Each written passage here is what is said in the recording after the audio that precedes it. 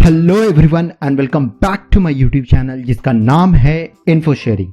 दोस्तों, आज हम जिस टॉपिक के बारे में आपसे बात करने जा रहे हैं यानी इस वीडियो में डिस्कस करने जा रहे हैं वो बहुत ही ज़्यादा इम्पॉर्टेंट है। जब भी आप ये ट्रैक करना चाहेंगे कि कोई भी म्यूचुअल फंड कैसा परफॉर्म कर रहा है या किसी भी कंपनी की सेल्स कैसे ग्रो कर रही है, उसका रेवेन्यू कैसे ग्रो कर रहा है या उसके रेवेन्यू में क्या चेंजेस आ रहे हैं या उसका profit and loss over the year कैसे ग्रो कर रहा है, अगर हमें ये सब जानना हो तो एक टर्म है, एक मैथमेटिकल कैलकुलेशन है जिसकी जानकारी हमें बिल्कुल भी होनी चाहिए। तभी हम जाके एक एनालिसिस कर पाएंगे कि ये कंपनी ओवर द ईयर्स कैसे परफॉर्म कर रही है। और इस टर्म का नाम है compound annual growth rate, that is CAGR। तो इस वीडियो में हम जानेंगे कि CAGR क्या होता है, CAGR क्यों इंपॉर्टेंट है, CAGR का कैलकुलेशन कैसे किया जाता है और हम एक्सेल में भी इसका फॉर्मूला यूज़ करके कैलकुलेशन करेंगे। दोस्तों, मैं आपको बिल्कुल रिकमेंड करूंगा कि आप वीडियो को पूरी तरह से देखें, क्योंकि एक्सेल का नाम सुनते ही बहुत लोग डर जाते हैं। एक्सेल का जो ये कैलकुलेशन है ये बहुत ही सरल है और मैंने बहुत ही आसान भाषा में आपको ये समझाने की कोशिश करूंगा कि आपको एक्सेल में ये वैल्यू कैसे कैलकुलेट करना है। और अगर आप एक बार ये वैल्यू कैलकुलेट करना सीख जाएं तो आप किसी भी कंपनी का P&L हो जाए, किसी भी कंपनी का रेवेन्यू है, किसी भी म्यूचुअल फंड कैसे ग्रो कर रहा है ओवर द ईयर्स, कैसे उसने परफॉर्म किया है, ये सब कुछ कैलकुलेट कर सकते हैं। तो आइए वीडियो में आगे बढ़ते हैं बिना वक्त बर्बाद किए। तो सबसे पहले व्हाट इज CAGR, इसका एक डेफिनेशन जान लेते हैं कि क्या होता है। मैं रीड आउट करूंगा आपके लिए। It is an expression which gives us the representative figure of how the returns, sale, profit, revenue has changed, either it might have increased or decreased over the years। मतलब इस expression से आपको ये पता चलेगा कि किसी भी कंपनी, किसी भी म्यूचुअल फंड या किसी भी एंटिटी का return, sale, profit, revenue over the year कैसे चेंज हुआ है। अब हम एक एग्जांपल से और बहुत ही सरल भाषा में समझेंगे, क्योंकि मुझे जहां तक उम्मीद है आपको इस डेफिनेशन से ज़्यादा कुछ पल्ले पड़ा नहीं होगा, तो आपको घबराने की ज़रूरत नहीं है। मैं एक एग्जांपल लूँगा और आपको समझाऊंगा कि आपके समझने लायक चीज़ क्या है। तो दोस्तों, अगर आप समझ लो कि आपने मनी इन्वेस्ट किया, मैं रीड आउट करता हूँ पहले। Money invested in 2016 in a mutual fund, मतलब आपने कोई भी एक म्यूचुअल फंड है, से उसका नाम X है, उसमें आपने मनी इन्वेस्ट किया है 2016 में, आपने लमसम 1 लाख रुपए डाल दिए हैं। अब मैं आपको एक टेबल दिखाऊंगा कि इस म्यूचुअल फंड ने ओवर द ईयर्स आपको हर साल कितना % रिटर्न जनरेट करके दिया है। मतलब 1 लाख रुपए का 2017 में अगर आप देखोगे तो आपका जो इन्वेस्टमेंट था वो 1 लाख से 1,10,000 हो गया है। मतलब इसने जो एब्सोल्यूट रिटर्न दिया है या एब्सोल्यूट या टोटल रिटर्न जो दिया है वो ऑलमोस्ट 10% का दिया है। ये कैलकुलेशन भी मैं आपको एक्सेल में करके दिखाऊंगा ताकि आपको कंफ्यूज ना हो आप कि ये कैलकुलेशन ये 10% ये 32% आया कहाँ से। 2018 में आपका वही 1,10,000 बढ़ के 1,45,000 हो गया और इस समय इसका एब्सोल्यूट रिटर्न हुआ 32%। 2019 में दोस्तों अगर हम देखेंगे तो 1,45,000 से बढ़कर ये बस 1,50,000 हुआ। जी हाँ, आपने कारण सही समझा। इस समय तक कोरोना की सुनगुनाहट आ गई थी और मार्केट बहुत ही बैडली रिएक्ट करना शुरू कर दिया था। तो यहाँ पर जो इस म्यूचुअल फंड ने जो रिटर्न्स दिए हैं वो ऑलमोस्ट 3% का दिया है। पर दोस्तों 2020 में तो जो मार्केट की हालात थे आप सब में से किसी से भी छुपी हुई नहीं है। आपका जो मार्केट था उसने बहुत ही बैडली रिएक्ट किया और आपका जो 1.5 लाख कॉर्पस बना था वो 1.5 लाख से गिर के सीधे 80,000 पे पहुंच गया था। मतलब इस साल 2020 में मार्केट ने नेगेटिव रिटर्न्स दिया, वो भी कितना, -47%। और दोस्तों 2021 में जैसा कहते हैं कि हर अंधेरे के बाद सूरज उदय होता है, तो 2021 में मार्केट ने बाउंस बैक किया और आपका 80,000 फिर बढ़कर 1,30,000 हो गया और आपका जो रिटर्न इस समय एब्सोल्यूट रिटर्न था दैट इज 63%। अब दोस्तों कंफ्यूजन कहाँ पे स्टार्ट होता है। सबसे पहले तो आपसे अगर किसी ने पूछा कि भैया ये बताओ ये म्यूचुअल फंड परफॉर्म कैसा कर रहा है, आप सर खुजलाने बैठ गए कि भैया 2017 में 10% दिया, 18 में 32% दिया, 19 में 30% दिया, 20 में -47, 21 में 63। तो इसका कुछ हम वेटेड एवरेज तो ले नहीं सकते हैं, केमिकल इक्वेशन तो है नहीं। तो इस चीज को एक लाइन में बताने के लिए कि ये mutual fund over the years इसका क्या परफॉर्मेंस रहा, उसके लिए हम लोग CAGR कैलकुलेट करते हैं। तो सबसे पहले मैं आपको एब्सोल्यूट रिटर्न एक्सेल में कैलकुलेट करके दिखाऊंगा और फिर हम CAGR कैलकुलेट करेंगे। तो पहले हम एब्सोल्यूट रिटर्न का एक फॉर्मूला देख लेते हैं, बहुत ही सिंपल सा फॉर्मूला। एब्सोल्यूट रिटर्न या total return is equal to the final value minus the initial value divided by the initial value. मैंने यहाँ पे 100 से मल्टीप्लाई इस पे किया है ताकि हमारे परसेंटेज में रिजल्ट आ जाए। एक्सेल में 100 से मल्टीप्लाई करने की भी ज़रूरत नहीं पड़ेगी। तो चलिए मूव करते हैं एक्सेल में और देखते हैं कि एब्सोल्यूट रिटर्न कैसे कैलकुलेट किया जाएगा। तो चलिए दोस्तों, अब हम देखते हैं कि हम एब्सोल्यूट रिटर्न या टोटल रिटर्न का कैलकुलेशन एक्सेल में कैसे कर सकते हैं। तो यहाँ पे हम देख सकते हैं दोस्तों कि एक्सेल में मैंने 2 सीट क्रिएट कर रखी है एक एब्सोल्यूट रिटर्न निकालने के लिए और CAGR। तो इसी वीडियो में मैं आपको CAGR भी कैलकुलेट करना कि आप एक्सेल की मदद से कैसे CAGR कैलकुलेट कर सकते हैं।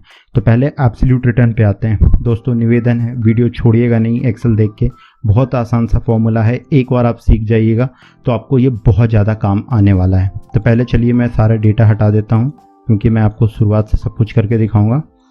तो दोस्तों यहाँ पे देख सकते हैं कि मैंने वही फॉर्मूला लिखा हुआ है यहाँ पे, जस्ट फॉर द इन्फॉर्मेशन, क्योंकि ताकि आप कंफ्यूज ना हो, जो मैंने PPT में भी शो किया था। That is the absolute return या total return is equal to final value minus the initial value divided by initial value and money invested in 2016 in a mutual fund is same as 1 lakh and this is the same table जो हमने अभी PPT में देखी थी। तो दोस्तों अब चलिए हम यहाँ पे कैलकुलेट करते हैं एब्सोल्यूट रिटर्न। तो यहाँ पे इनिशियल वैल्यू फॉर 2017 हमें पहले कैलकुलेट करना है। तो इनिशियल वैल्यू 2017 के लिए 1 लाख रुपए हो जाएगी। तो हम यहाँ पे 1 लाख एंटर कर देंगे और फाइनल वैल्यू जो 2017 में है 1 लाख से बढ़कर 1,10,000 हो गई है। तो 1,10,000 हमने इंटर कर दिया। अब हम यहाँ पे एक बहुत ही सिंपल सा फॉर्मूला लगाएंगे, इज इक्वल टू जो यहाँ पे हमने लिख रखा final value, that is final value minus initial value bracket close divided by initial value, और हमने बस एंटर प्रेस किया और यहाँ पर 10% निकल कर आ गया। तो दोस्तों एक्सेल की यही खूबसूरती है, अब मैं कोई भी वैल्यू डाल लूँगा तो मुझे बार बार ये फॉर्मूला टाइप करने का भी ज़रूरत नहीं है, ये अपने आप वैल्यू चेंज करती जाएगी। मैं अभी आपको दिखाता हूँ। 2017 के लिए जो इनिशियल वैल्यू हो जाएगी वो 1,10,000 हो जाएगी। तो 1,10,000 हम यहाँ पे लिखते हैं और जो उसका फाइनल वैल्यू बढ़कर 2018 में हो गया है दैट इज़ 1,45,000, 1,45,000। तो हमने यहाँ पे बस ये नंबर डाला, प्रेस किया एंटर और यहाँ पे 32% निकल कर आ गया, ये जो 32% आया था। अब दोस्तों जो बड़ी त्रासदी हुई थी वो इस पीरियड में हुई थी 2019-2020 में, जब कोरोना आया था और हम लोगों के पैसे उड़ा कर ले गया था। तो दोस्तों यहाँ पर 2020 के लिए अगर हम इनिशियल वैल्यू देखें तो that is 1,50,000, that is 1.5 lakh rupees. तो हम यहाँ पे 1.5 लाख एंटर करेंगे और हम यहाँ पर जो उसका फाइनल वैल्यू गिरकर हो गया था कोरोना पीरियड में 80,000 रुपये, तो 80,000 अब यहाँ पे जो वैल्यू आई वो निकल कर आ गई -47%, जो कि हमने यहाँ कैलकुलेट किया है। तो दोस्तों देखिए कितनी आसानी से हमने ये एब्सोल्यूट रिटर्न कैलकुलेट कर लिया with the help of this Excel.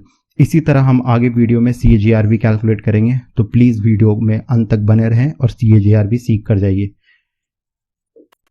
तो चलिए दोस्तों अब हम समझते हैं CAGR के बारे में, जो कि आज हमारे इस वीडियो का सबसे मुख्य आकर्षण है, बोल सकते हैं सेंटर ऑफ अट्रैक्शन, मेन बिंदु बोल सकते हैं। तो सबसे पहले दोस्तों ये फॉर्मूला देखते हैं और कुछ याद करने की कोशिश करते हैं। Amount is equal to principal into 1 plus rate of interest to the power time. कुछ याद आया क्या? कहीं देखा हुआ है ये फॉर्मूला? अरे भैया याद नहीं आ रहा, याद, अरे आ गया। जी हाँ दोस्तों, ये वही फॉर्मूला जिसने हम लोगों को जीवन भर परेशान किया है, कंपाउंड इंटरेस्ट का फॉर्मूला अमाउंट निकालने के लिए। अब मैं आपको ये बता दूं कि इसी फॉर्मूला से हमारा CAGR निकलता है। अब देखिए CAGR एक फिनेंस का टॉपिक है, तो बस जो टर्म्स हैं like amount, principal, rate of interest, इसके नाम थोड़े चेंज हो जाएंगे, काम बिल्कुल वही रहेगा। तो फिनेंस के लैंग्वेज में अमाउंट जो होता है वो बदल जाता है और हो जाता है फ्यूचर वैल्यू, जिसको हम लोग डिनोट करेंगे FV से। जो प्रिंसिपल होता है वो बदल के हो जाता है प्रेजेंट वैल्यू, जिसे हम PV से डिनोट करेंगे। और रेट ऑफ इंटरेस्ट ही आपका भैया हो जाता है CAGR। अब सेम फॉर्मूला, बस नाम बदल गया। अब देखिए फॉर्मूला कैसे चेंज होगा, that is FV is equal to PV into 1 plus CAGR to the power time.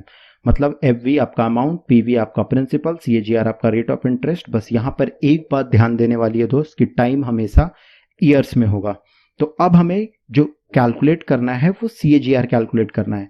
तो CAGR को हमें कुछ लेफ्ट टू राइट करना पड़ेगा, मतलब कुछ फॉर्मूला शिफ्टिंग हम करते थे ना बचपन में कि आपको LHS में RHS ले जाना पड़ेगा। तो मैं बहुत ही एक लाइन में ये कर देता, पर मैं आपको समझाने के लिए बस एक स्लाइड बना ही दिया हूँ ताकि आपको समझ में आ जाए। तो यही वो एक स्लाइड है, FV is equal to PV into 1 plus CAGR to the power time. अब सेकंड स्टेप में क्या होगा, PV डिनोमिनेटर में आ जाएगा, मतलब FV upon PV is equal to 1 plus CAGR to the power time. अब दोस्तों अब थर्ड स्टेप में होगा F B upon P V to the power 1 upon time is equal to 1 plus C A G R. आपको पता है कि जब भी कोई भी फंक्शन एक्सपोनेंट में होता है और उसको हम लेफ्ट साइड भेजते हैं तो 1 बाई समथिंग के फॉर्म में आ जाता है। तो दोस्तों कंफ्यूज मत होइएगा, बहुत ही आसान फॉर्मूला है और एक्सेल में तो ये बहुत ही ज़्यादा आसानी से आपका वैल्यू कैलकुलेट करके दे देगा। और फाइनली जो चीज़ होगी दोस्तों that is C A G R is equal to F V upon P V to the power 1 by time minus of 1। तो मैं अगर एक जो फॉर्मूला आपको याद रखना है दिमाग में just for the sake of convenience कि आपसे अगर किसी ने पूछ दिया सी ए जी आर का फॉर्मूला क्या होता है तो ये होता है दोस्तों C A G R is equal to F V upon P V to the power 1 by time minus of 1। और मैं आपको यहाँ पे बस ये बता दूं कि सी ए जी आर क्या देगा आपको, एक ओवरऑल पिक्चर देगा। कैसे? जैसा हमने प्रीवियस एग्जांपल में देखा था कि उस म्यूचुअल फंड ने हर साल अलग तरह के रिटर्न दिए थे, तो आप किसी को भी ये समझा नहीं सकते थे कि वो म्यूचुअल फंड ने पूरे साल या ओवर द ईयर्स कैसे रिटर्न दिए हैं। तो उस वैल्यू को, उस रेट ऑफ इंटरेस्ट को, उस सी ए जी आर मतलब कंपाउंड एनुअल ग्रोथ रेट को हम इस फॉर्मूला से कैलकुलेट करेंगे। तो चलिए दोस्तों अब हम चलते हैं एक्सेल में और देखते हैं ये सी ए जी आर वैल्यू कैसे कैलकुलेट होगा। दोस्तों वापस हम आ गए इस एक्सेल में। अब हमने देखा था इस पर एक सीट जो है जिसमें हमने अभी कैलकुलेट करके देखा था एब्सोल्यूट रिटर्न या टोटल रिटर्न। अब हम यहाँ पे C A G are calculate करेंगे।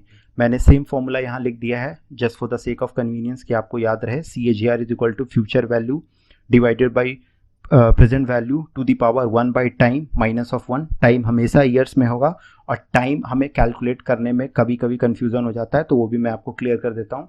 तो यहाँ पे दोस्तों जो मेजर डिफरेंस है एनुअल या एब्सोल्यूट रिटर्न और सी ए जी आर में कि एब्सोल्यूट रिटर्न कैलकुलेट करते वक्त कहीं पर भी टाइम का कोई खेल नहीं आया था, मतलब हमने बस वैल्यूज लिए थे और उससे हमारे रिटर्न्स कैलकुलेट हो गए थे।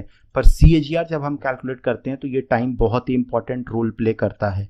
तो अब हम देखेंगे कि सी ए जी आर कैसे कैलकुलेट होगा। तो दोस्तों जो हमारी प्रेजेंट वैल्यू है वहाँ पे प्रेजेंट वैल्यू हम सी ए जी आर हमेशा ओवर द पीरियड मतलब एक लमसम पीरियड में निकालते हैं, तो 2016 से 2021 में। तो जो फाइनल वैल्यू है या हम कह देंगे कि प्रेजेंट वैल्यू है वो है अभी 1 लाख रुपए। तो आप यहाँ पे 1 लाख रुपए प्रेजेंट वैल्यू में डाल दो क्योंकि 2016 में आपने इतने ही इन्वेस्ट किए थे। जो फ्यूचर वैल्यू आपके पास आएगा, मतलब कि यहाँ पर फ्यूचर वैल्यू आपको ये नहीं डालना क्योंकि आपको इस म्यूचुअल फंड का ओवरऑल पिक्चर जानना है। तो आप जब म्यूचुअल फंड से पैसे निकाल रहे हो या आपने 2021 में प्लान किया है कि मैं पैसे विड्रॉ कर रहा हूँ, तब आपको जानना है कि सी A G are over the years आपको इस म्यूचुअल फंड ने कैसा रिटर्न दिया है। तो आपको जो फ्यूचर वैल्यू रहेगा वो 1,30,000 रुपये रहेंगे। तो यहाँ पे आपको 1,30,000 इंटर कर देनी है। समझ रहे दोस्तों? यहाँ पे कंफ्यूजन नहीं होना। यहाँ पे शायद मैंने 1 जीरो कम दिया था तो यहाँ पे हम 1 जीरो और दे देंगे। तो यस, ये 1 लाख हो गया, ये 1,30,000 हो गया। अब हम यहाँ पे सी ए जी आर का फॉर्मूला लगाएंगे is equal to bracket open करेंगे future value that is future value divided by present value आ गया, ब्रैकेट क्लोज।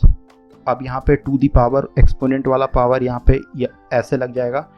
फिर से ब्रैकेट ओपन करेंगे 1 क्योंकि 1 बाई टाइम है। अब दोस्तों हमें जो टाइम लगाना है वो आप कभी कभी दोस्त क्या कहेंगे यहाँ से कैलकुलेट करना शुरू कर देते हैं 1 2 3 4 5 6 और 1/6 लिख देंगे, पर ये गलत है दोस्तों। हमें हमेशा जिस साल हमने इन्वेस्ट किया उसे इंक्लूड नहीं करते हैं, वहाँ से वहाँ जब मतलब 2016 से 2017 1 साल, 2017 से 2018 2 साल, 2018 से 19 3 साल, 19 से 20 4 साल और 20 से 21 5 साल। तो हमें यहाँ पे वैल्यू डालनी है 1 डिवाइडेड बाई 5 और ब्रैकेट क्लोज और -1। अब हमने ये फॉर्मूला डाल दिया, हमने इंटर मारा और हमारे पास दोस्तों देखो कैसी चमत्कारी सी एक वैल्यू आ गई 5.39%। मतलब यहाँ देखकर तो लग रहा है कि भैया इस म्यूचुअल फंड ने क्या ही परफॉर्म किया है, कभी 10% 32% और एक बार corona time. But over the year अगर हम इसका CAGR देखेंगे दोस्तों तो ये बहुत ही ज़्यादा अच्छा नहीं है। ये 5.39% आपको इसने ओवर द ईयर्स पैसे कमा कर दिए हैं। तो इस प्रकार दोस्तों आप किसी भी कंपनी का रेवेन्यू भी कैलकुलेट कर सकते हैं। आपको क्या करना है, ओवर द ईयर्स उस कंपनी का रेवेन्यू किस तरह चेंज हुआ है वो डालना है, उसका प्रेजेंट वैल्यू डालना है, फ्यूचर वैल्यू डालना है और उस कंपनी का आप CAGR निकाल सकते हैं, प्रॉफिट एंड लॉस निकाल सकते हैं, मतलब कुछ भी कैलकुलेट कर सकते हैं। तो दोस्तों अगर अब मैंने जैसे आपको बताया था कि अगर आपको इस वीडियो से कुछ भी अच्छी जानकारी मिली हो तो please do like share and subscribe. And दोस्तों इन वीडियोज़ को बनाने में सही में काफ़ी ज़्यादा मेहनत लगती है। तो अगर आपको कुछ भी अच्छा लगा हो कि हमने कुछ अच्छा सीखा है CAGR की या एक्सेल का अच्छा यूज़ देख लिया है CAGR में, तो please do like share and subscribe to the channel. Thank you.